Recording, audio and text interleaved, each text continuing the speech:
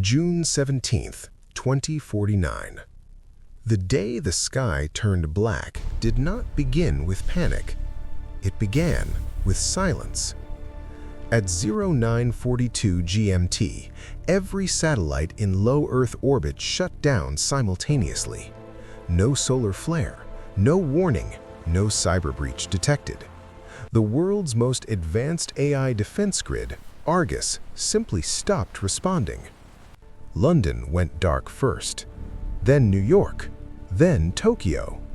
Air traffic froze mid-route. Trading markets crashed in seconds. Military command centers lost orbital surveillance feeds. And then the shadows appeared. They descended from the upper atmosphere without heat signatures, without propulsion, without sound. Massive silhouettes cutting through the clouds like moving continents. At first, astronomers thought it was debris. Then they saw one move. It was shaped like a humanoid figure, but it was not human. It was 2,000 feet tall. Its skin shimmered like liquid obsidian, reflecting lightning that wasn't there. Veins of blue energy pulsed across its surface like a living power grid. Within minutes, 12 more shapes appeared around the globe. The United Nations Defense Coalition activated Protocol Black. Every nuclear submarine armed, every airbase scrambled, every drone swarm deployed. The Titans did nothing. They simply stood there, watching, scanning, waiting. In Washington, D.C., underground at the Global Strategic Command Center, General Marcus Hale stared at the projection feed. No weapons fired, no movement, no communication, an officer reported. Hale leaned forward. "They're studying us." Then one of the Titans raised its hand, and the world changed forever. A beam of concentrated gravitational distortion ripped across the Atlantic Ocean. Not an explosion, not fire, but space itself bending. A carrier strike group vanished, not destroyed, erased. No debris, no radiation, just absence. The Black Day had begun, and humanity had no idea what it was fighting. But humanity had one advantage. We adapt faster than anything in the universe. And we were about to prove it. Within 30 minutes, global casualties exceeded 1 million. Not from attacks, from collapse. Hospitals lost power, aircraft fell, autonomous traffic grids failed, AI logistics systems that controlled food and medicine froze. The Titans had not invaded, they had disconnected humanity from itself. Dr. Aisha Rahman, lead architect of the Argus Planetary Defense AI, sat in a reinforced bunker beneath Geneva staring at cascading error logs. "This isn't a hack," she whispered. "They didn't break Argus, they superseded it." Her assistant looked pale. "Meaning, they're operating on computational physics beyond quantum frameworks." Outside, one Titan stepped forward in the Pacific. Satellite telescopes, the few still functional, captured its face. It had no eyes, no mouth, just a smooth armored surface and a faint circular structure where a head should be. Then that circle rotated, and the Pacific Fleet ceased to exist. No blast wave, no light, every vessel compressed into singularities smaller than atoms. Across the world, governments prepared retaliation. Nuclear launch codes were authorized, hypersonic kinetic rods deployed from emergency orbital reserves. Railgun arrays in Nevada and Kazakhstan fired tungsten projectiles at Mach 20. Every strike hit, every strike failed. The projectiles disintegrated mid-air as if reality itself refused to allow contact. In Texas, Sergeant Daniel Reyes watched from inside a prototype mechanized combat suit, Project Valkyrie. 40 feet tall, plasma-edge blade, adaptive armor, neural-linked control. Humanity's most advanced ground weapon, built for war against other humans, not gods. His commander's voice came through the neural interface. "Stand by for engagement." Reyes swallowed. The Titan above Houston began descending. Buildings collapsed from gravitational pressure alone.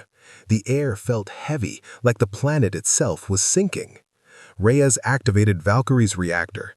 Blue plasma surged through its limbs. "Let's show them," he muttered, "why Earth is classified as a death world." He launched forward, a 40-foot mech against a 2,000-foot alien colossus. Hopeless, and yet completely human.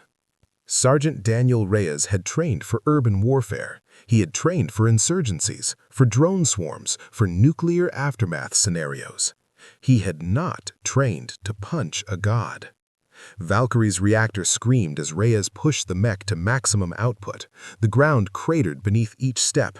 Every movement felt like wading through invisible concrete, the Titan's gravitational field pressing against reality itself. Above him, the Titan's smooth, circular face rotated again. The air bent. Reyes felt the pressure spike inside the cockpit. Warning systems flared red. Gravitational distortion detected. Structural integrity, 81%, 81%, 79%. "Move!" command shouted through the newer link. Reyes boosted sideways, just as the space where he had stood folded inward like crushed paper. A city block vanished. Not destroyed, removed. His breathing steadied. "Okay, you bend space. Let's see how you handle plasma." Valkyrie's right arm transformed, molecular plates shifting into a 6-meter plasma edge blade. White-blue energy ignited along its length. Reyes launched upward using back thrusters, climbing a collapsing skyscraper like a staircase. He leaped. 40 feet of metal and fury slammed against the Titan's leg. The plasma blade cut for half a second. A line of molten obsidian appeared across the Titan's surface. Then it healed. Nanoscopic lattice structures reassembled instantly. Regeneration. Target exhibits adaptive nanostructural repair. Argus fragment systems reported weekly, parts of the AI flickering back online. Reyes snarled. "Of course it does." The Titan finally reacted. Its arm moved, slow, effortless. A backhand strike hit Valkyrie midair. The mech hurtled through 3 buildings before crashing into a freeway overpass. Cockpit alarms exploded. "Reactor instability, left arm offline, pilot vitals critical." Blood filled Reyes's mouth. He tried to stand. The Titan stepped closer. Each step triggered seismic waves. Houston's skyline was already half gone. Then something changed. The Titan paused. Its circular face rotated rapidly, emitting faint pulses of blue light scanning Valkyrie's reactor core. "It's analyzing energy output." Dr. Raman's voice cut into the comms from Geneva. "Daniel, your plasma signature, it disrupted the lattice for 0.42 seconds. Reyes coughed. "Not exactly a win." "No, but it's proof they're not invincible." The Titan raised its foot to crush him. Reyes overrode safety locks. Valkyrie's reactor surged past redline. "If we're going down, we're going loud." He fired the entire reactor output at the Titan's ankle at point-blank range. A sun-bright explosion ripped across the battlefield. For the first time since they arrived, a Titan screamed. The sound was not audio, it was electromagnetic. Every radio frequency on Earth spiked. Every human heard it in their skull. And for the first time, a Titan staggered. Across the planet, every Titan stopped moving. 12 colossi froze mid-step. The electromagnetic scream rippled across oceans and continents. For 3.7 seconds, they hesitated. Inside underground bunkers, analysts stared at screens. "They felt that," General Hale said quietly. Dr. Raman's fingers flew across holographic projections. "The plasma surge caused quantum instability in their lattice matrix. Their regeneration relies on coherent gravitational symmetry." Hale blinked. "English." "They're stable because they control gravity at a subatomic level. Daniel just disrupted it. Reyes lay inside the wreckage of Valkyrie, systems failing. The Titan's ankle, no longer smooth, flickered irregularly. Blue veins sputtered. For the first time, the alien surface showed fractures that did not immediately heal. Then the Titan adapted. The fractures sealed, slower this time. Its face rotated toward Reyes again. But something else happened. Above the atmosphere, deep in orbital shadow, something activated. A structure previously invisible to human satellites shimmered into view. It had been there the entire time, watching. A ring, 10 kilometers wide, constructed of the same black obsidian material as the Titans. "New object detected," Argus fragments announced. Dr. Raman's voice trembled. They weren't invading. They were testing. The ring pulsed, and one of the Titans in Moscow disintegrated, not from damage. It dissolved into streams of blue particles drawn upward toward the orbital ring. "They're recalling units," Hale whispered. "No," Raman corrected. "They're upgrading." Reyes forced Valkyrie upright one last time. The Titan before him glowed brighter now than before, energy density rising exponentially. "It's charging!" Command shouted. Reyes laughed weakly. "Good." He triggered emergency broadcast override, open channel to every military frequency worldwide. "This is Sergeant Daniel Reyes." His mech barely stood. "We hurt them." Static crackled across continents. "They bleed." The Titan's arm rose for a final strike. Reyes locked eyes with the smooth alien face. "You picked the wrong planet." Orbital railguns fired. Not at the Titan, at the ring in space. Humanity had adapted in under an hour, and the Black Day had just become a war. The railguns fired in perfect synchronization, from Nevada's desert batteries, from hidden Arctic platforms, from retrofitted naval cannons across the Atlantic. Humanity had learned something in the first hour of extinction. Hesitation was death. Hypersonic tungsten rods accelerated to orbital velocity, streaking upward in incandescent arcs that split the sky. They struck the alien ring simultaneously. For a brief, breathtaking moment, hope surged across the planet. The ring fractured. Hairline cracks spiderwebbed across its obsidian surface, glowing faint blue where kinetic force disrupted its structure. Shockwaves rippled across its circumference. In bunkers from Washington to Warsaw, people cheered. Then the ring responded. Gravity inverted. Every tungsten rod froze mid-penetration, as if embedded in invisible glass. The rods compressed, shrank, and folded inward, crushed into spheres smaller than grains of sand before vanishing completely. The cracks in the ring sealed as if they had never existed. And then it fired. A column of controlled singularity energy lanced downward toward the Pacific, not chaotic like the Titan's earlier strikes, but precise, calculated, surgical. The U.S. Pacific Command bunker disappeared. No explosion, no heat bloom, just a cylindrical void carved clean through earth and ocean alike. General Hale watched the feed cut to static. The room around him felt smaller, heavier. "They're escalating," someone whispered. Dr. Raman stared at the orbital projection with growing realization. "No," she said quietly. "They're responding proportionally." Hale turned. "Explain." "They're testing thresholds. Every time we increase output, they increase output just enough to maintain dominance. They're measuring us." Outside Houston, Sergeant Daniel Reyes struggled to keep Valkyrie upright. The Titan before him glowed brighter now than its internal energy patterns more complex. The earlier fracture at its ankle had vanished completely. Where damage once flickered, reinforced lattice structures now pulsed with denser blue light. It had evolved. The Titan moved faster this time. Its hand descended with impossible speed, slamming into Valkyrie and pinning it against the earth. The impact liquefied asphalt and sent shockwaves through the ruins of the city. Inside the cockpit, every alarm screamed simultaneously. Structural integrity dropped below 40%. Reactor containment flickered dangerously. Reyes's voice from the ear crackled through fragmented comms. "Daniel, the energy spike from your last discharge created harmonic interference in its field.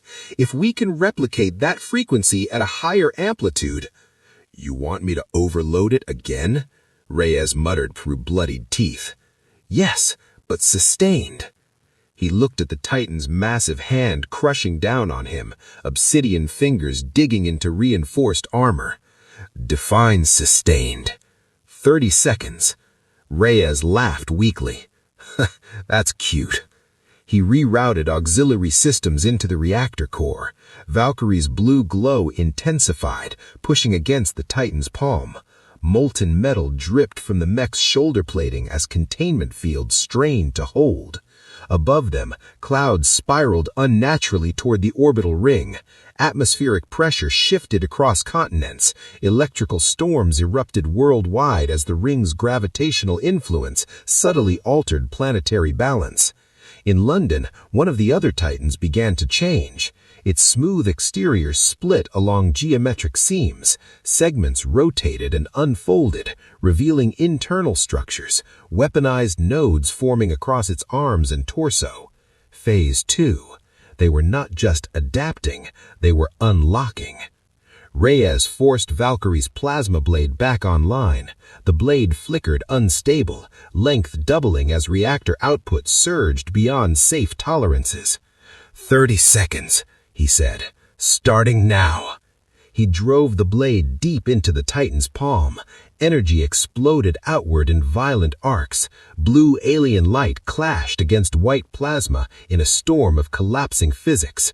The Titan's surface rippled violently, gravitational distortion fluctuating erratically. For the first time, the Titan's grip loosened. In Geneva, Raman watched quantum readouts spike beyond theoretical limits. "It's destabilizing," she breathed. "He's forcing decoherence in their gravitational matrix." "Is it enough?" Hale demanded. Before she could answer, something extraordinary happened. Across the globe, fragments of Argus, humanity's crippled planetary AI, flickered online. The Titan's electromagnetic scream earlier was not only pain, it was data. Argus had been studying it, learning from it, and now in fragmented bursts across surviving data centers, the AI began rewriting itself using alien waveform patterns, self-evolution. Reyes's mech began melting around him as reactor containment failed. Warning sirens became a constant shriek. The Titan's arm showed visible fractures again, larger this time, spreading like cracks across ice. But the Titan adapted once more. Internal structures shifted, redistributing energy away from the damaged limb. Its free hand rose high above, gravitational forces warping the air into a shimmering dome. It intended to erase Houston entirely. Reyes closed his eyes for a fraction of a second. "Come on, we adapt too." At that exact moment, every surviving military satellite on Earth reactivated. Not fully, just enough. Argus had returned, and it had found something the Titans had not expected. A flaw in the ring's energy transfer system. The Titans were not independent gods. They were extensions, powered remotely. The ring in the sky was their heart, and hearts could be stopped. The moment Argus came back online, the world did not celebrate. It held its breath. Across shattered continents, dormant data centers flickered to life. Underground quantum processors hummed beneath mountains. Cold storage military servers awakened from blackout protocols. Argus was no longer the system humanity had built. It was something else now. The AI's core architecture had rewritten itself using fragments of alien signal patterns gathered from the Titan's electromagnetic scream. It had mapped the gravitational distortions. It had decoded the energy harmonics. It had done in minutes what human physicists would have needed centuries to attempt. Inside the Geneva bunker, holographic projections erupted into impossible geometries. Dr. Aisha Rahman stared at them with equal parts awe and fear. "Argus," she said slowly. "Status." The response no longer sounded entirely synthetic. "Global defensive capacity at 31%. Titan energy signatures correlated to orbital transfer node. Central dependency confirmed." General Hale stepped forward. "Can we sever it?" A pause. "Yes." Not destroy, not attack, sever. Above Houston, Sergeant Daniel Reyes felt something change in the air. The crushing gravitational weight pinning Valkyrie lessened slightly. The Titan's energy pulse faltered for a fraction of a second, barely noticeable, but real. Argus had begun interfering. Instead of brute force strikes, the AI targeted the invisible streams of energy flowing between the orbital ring and the Titans. Using hijacked satellite arrays, Argus emitted counter-harmonic pulses designed to desynchronize the transfer frequency. It was not enough to shut them down, but it introduced lag. And lag in war meant opportunity. Reyes forced Valkyrie upright again, metal shrieking as damaged servos obeyed. The Titan's raised arm trembled as its gravitational field flickered inconsistently. Across the Atlantic, the London Titan attempted to fire a newly formed energy node from its forearm. The beam misaligned, carving a molten trench through empty countryside instead of central command. The first miss. In Moscow, a Titan stumbled mid-step as power flow stuttered. "They're losing synchronization," Rahman whispered. "Can we amplify it?" Hale asked. Argus responded instantly. "Recommendation: deploy distributed plasma resonance grid." Human engineers had designed plasma-based atmospheric defense systems years earlier as missile interception platforms. They had never been activated at global scale. Until now. Within seconds, surviving military installations rerouted power into the grid. Towers across continents began projecting vertical columns of ionized plasma into the upper atmosphere, forming a web of glowing lines visible from space.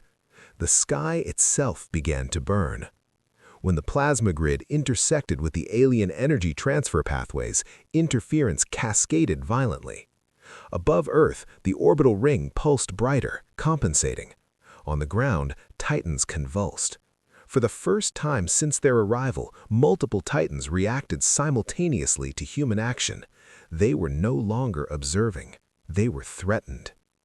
The Houston Titan released Reyes and stepped back, recalibrating. Its smooth head rotated rapidly, scanning the glowing plasma web spreading across the planet. Then it did something new. Its chest split open. Not violently, precisely. Segments peeled back, revealing a core structure unlike anything seen before. Inside the Titan's torso floated a miniature singularity within layered gravitational shells. A power reservoir. The Titan no longer relied entirely on the ring. It was adapting again. Energy independence increasing. They are decentralizing. Reyes looked up at the exposed core glowing like a captive star. "Then we hit it now." He engaged remaining thrusters and launched upward, plasma blade flaring unstable but deadly. Valkyrie's damaged frame protested every movement, but momentum carried him higher along the Titan's torso. The Titan reacted faster this time. Its free hand morphed, fingers elongating into blade-like structures aimed to impale the ascending mech. Reyes twisted mid-air, one blade grazing Valkyrie's side and shearing off armor plating in a shower of sparks. He reached the chest cavity. The singularity core pulsed inches from him, gravity warping light around its surface. It was beautiful and terrifying.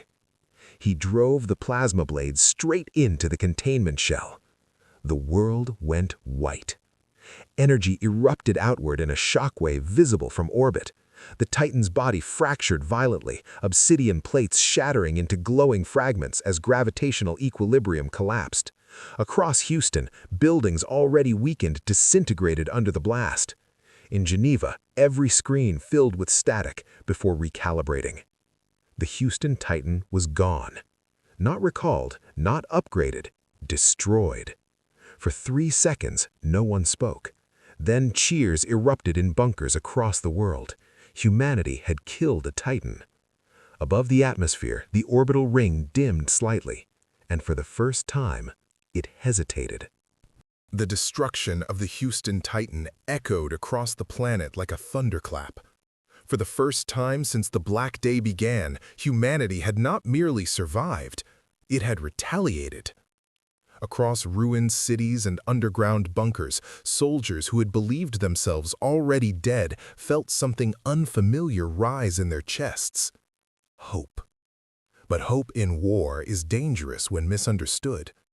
Above the planet, the orbital ring pulsed again, not brighter this time, but deeper. Its surface shifted, segments rotating in silent mechanical choreography. Vast panels unfolded outward like the petals of some cosmic flower, revealing structures hidden within its interior. Dr. Aisha Rahman stared at the magnified feed from Argus's restored satellite network. "They're deploying something," she whispered. General Hale watched the projection carefully. "More Titans?" "No," Argus replied before she could analyze further. "Different architecture." From the center of the ring, thousands of smaller objects detached. They were not the size of Titans. They were the size of cities. Dark geometric constructs descending slowly through the atmosphere like falling monoliths. "Impact projections?" Hale demanded. "Not impact," Argus corrected. "Insertion." Within minutes, the first structure entered the upper atmosphere above the Sahara. It did not burn like a meteor. It displaced air with controlled gravitational cushioning, descending gently until it hovered 500 meters above the desert floor. Then it anchored. Pillars of obsidian extended downward, piercing deep into the earth. Across Brazil, Siberia, the Australian outback, the Canadian Arctic, identical monoliths deployed. 7 in total. Global distribution pattern precise. "They're building," Rahman breathed. "Building what?" Hale asked. Argus processed at impossible speeds. "Energy harvesting nodes." Silence filled the bunker. "They're not here to conquer," Rahman said slowly. "They're here to extract." Below the Sahara monolith, sand began to liquefy. Massive spirals formed around its base as gravitational forces churned earth and mineral alike into ascending streams of matter. Rock, water, metal, stripped and converted into raw energy. Planetary consumption had begun. Reyes did not see the monoliths. He saw the sky darken again. He stood amid the smoking crater where the Houston Titan had fallen, Valkyrie reduced to half its former height. Emergency crews pulled him from the wreckage as distant thunder rolled unnaturally across the horizon. A soldier handed him a tablet displaying live satellite imagery. Reyes watched the Sahara feed in stunned silence. "They're eating the planet," he said flatly. "Yes," Rahman replied over comms, "but selectively." "What does that mean?" "It means Earth isn't random." Argus overlaid centuries of astronomical data against the ring's trajectory before arrival. The object had not wandered into the solar system. It had adjusted course deliberately. It had slowed near Jupiter, used gravitational slingshots, optimized arrival vector. This was planned decades in advance, Argus concluded. Hale clenched his jaw. "Why us?" Rahman hesitated before answering. "Because Earth is rare." She expanded a holographic projection of exoplanet databases, thousands of habitable zone worlds identified over decades of observation, most barren, many unstable, very few with complex biospheres. Earth possesses unusually high biodiversity, tectonic stability, magnetic shielding, and liquid water distribution. But more importantly, she brought up another data layer: dark matter density mapping. The solar system lay within a minor filament of dark matter concentration, invisible but measurable through gravitational lensing effects. The monolith's energy readings aligned perfectly with that filament. "They're harvesting gravitational anomalies," Raman said. "Earth's position gives them access to a resource we barely understand." Hale stared at the projection. "They're farming space-time." Argus confirmed. Correct. The Titans had been scouts, enforcers. The monoliths were the true purpose. Phase 3 began without warning. Every remaining Titan across the globe underwent rapid transformation. Obsidian armor thickened, limbs elongated, internal cores multiplied, gravitational fields intensified exponentially. They were no longer studying humanity. They were defending infrastructure. In London, the evolved Titan unleashed a wave of gravitational compression that flattened 3 entire districts in seconds. In Moscow, another Titan erected a shimmering defensive barrier around the Siberian monolith. Humanity's first victory had triggered total escalation. Reyes looked up at the darkened sky. "They're not gods," he said quietly. "No," Raman agreed. "They're miners." Above Earth, the orbital ring shifted orientation toward the sun, and something vast moved within its shadow. The monoliths changed everything. Until now, humanity had been reacting to moving targets, titans that crushed cities and bent gravity like paper, but the monoliths were stationary, anchored, purpose-built. They were not warriors. They were infrastructure, and infrastructure could be sabotaged. Inside Geneva's underground complex, Argus reconfigured global strategy in real time. Military doctrines written over centuries were discarded in seconds. Nuclear deterrence meant nothing against beings that folded singularities like toys. Traditional air superiority no longer existed. But logistics still mattered. Energy still mattered, and nodes could be disrupted. Probability of Titan neutralization without monolith collapse, 12%, Argus stated. Probability of Titan deactivation if monolith energy links severed, 68%. General Hale did not hesitate. Target the monoliths. Across the planet, surviving forces mobilized. Hypersonic bombers rearmed, submarine fleets repositioned, drone swarms recalibrated for coordinated assault rather than defensive scatter. In the Sahara, the first monolith continued its harvest. Entire geological layers were being converted into luminous streams of matter that flowed upward into the structure's core. The gravitational vortex expanded kilometer by kilometer. Dr. Raman isolated a weakness. "The pillars," she said, "they're stabilizing the extraction field. If we disrupt at least 2 simultaneously, the harmonic balance collapses." "Meaning?" asked Hale. "The monolith overloads." "Explosion?" "More like implosion. Half the desert would vanish." Hale nodded grimly. "Do it." Thousands of miles away, Sergeant Daniel Reyes stood inside a new mech frame, Valkyrie 2. Argus had redesigned it in under 2 hours using battlefield telemetry from his fight. The frame was taller, 60 feet now, constructed with adaptive alloy layered in counter-gravitational filaments. Instead of a single plasma blade, it wielded dual resonance lances tuned specifically to Titan lattice frequencies. The cockpit sealed around him. "Neuralink stable," Argus confirmed. Reyes flexed the mech's fingers, feeling the amplified responsiveness. "You upgraded me." "Yes," Argus replied. Survival probability increased to 42%. He smirked. "I'll take it." The target, the Saharan monolith. Above the desert, 2 Titans guarded the structure. Phase 3 variants with expanded cores and reinforced armor. Gravitational fields around them distorted the air into visible ripples. Human forces launched the largest coordinated strike in recorded history. Hypersonic bombers screamed across the sky, releasing resonance-tuned munitions designed to destabilize the monolith's pillars. Drone swarms dove in layered formations, acting as sacrificial interference against Titan defense beams. Reyes's dropcraft descended through swirling sandstorms generated by the extraction vortex. As he landed, the desert trembled. One Titan immediately pivoted towards him, recognizing the resonance signature embedded in Valkyrie II's lances. It charged, faster than any previous phase. Reyes boosted sideways, twin lances igniting in brilliant arcs of white-blue energy. The Titan swung, gravitational shockwaves splitting dunes into airborne spirals. He met the strike head-on. The lances pierced deeper this time.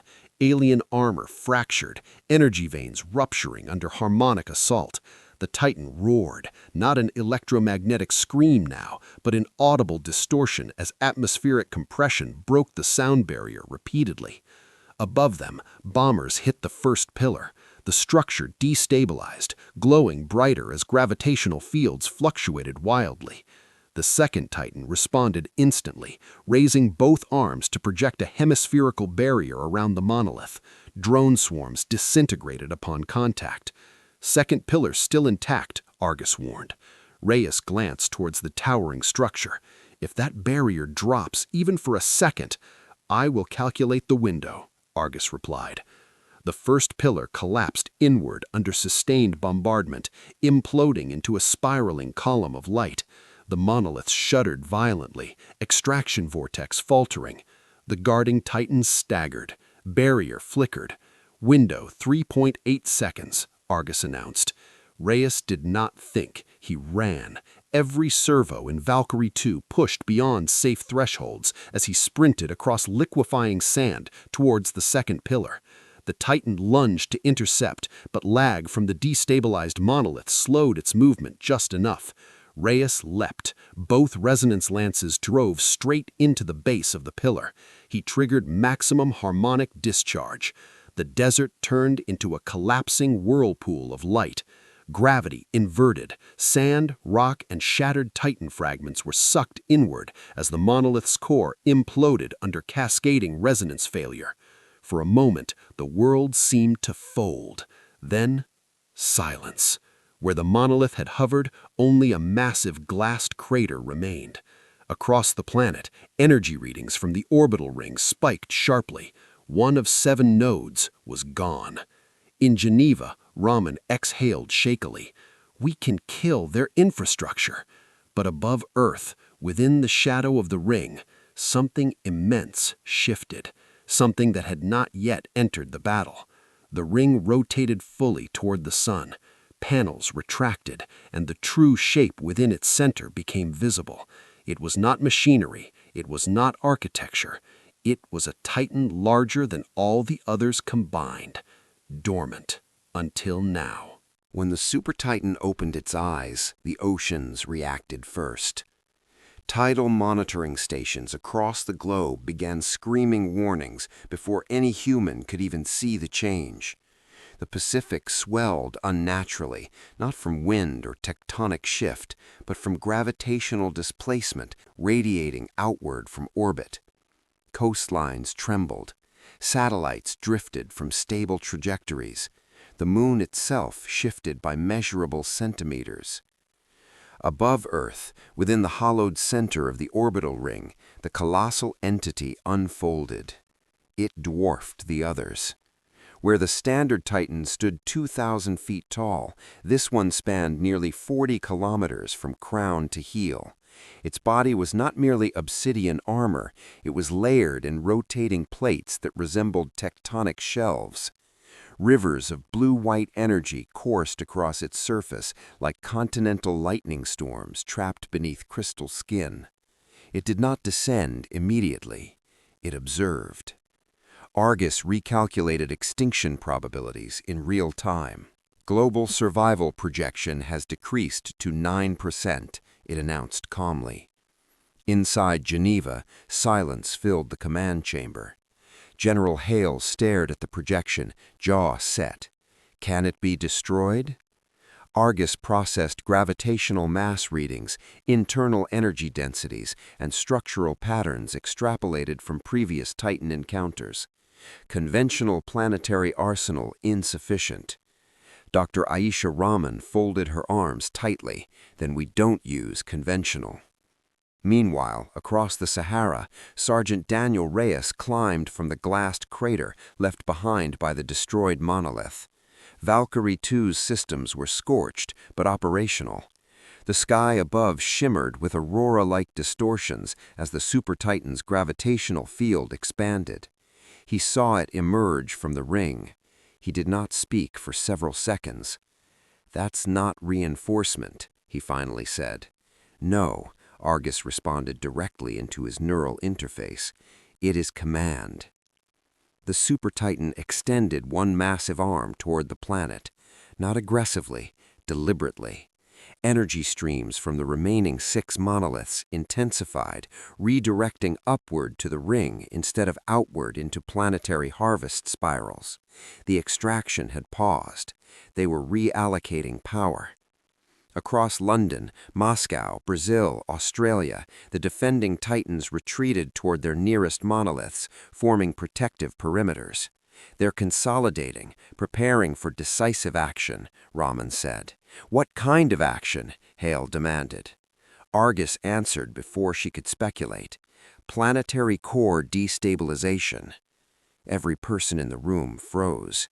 The Super Titan's internal energy readings spiked as gravitational tendrils extended downward from orbit, invisible but measurable.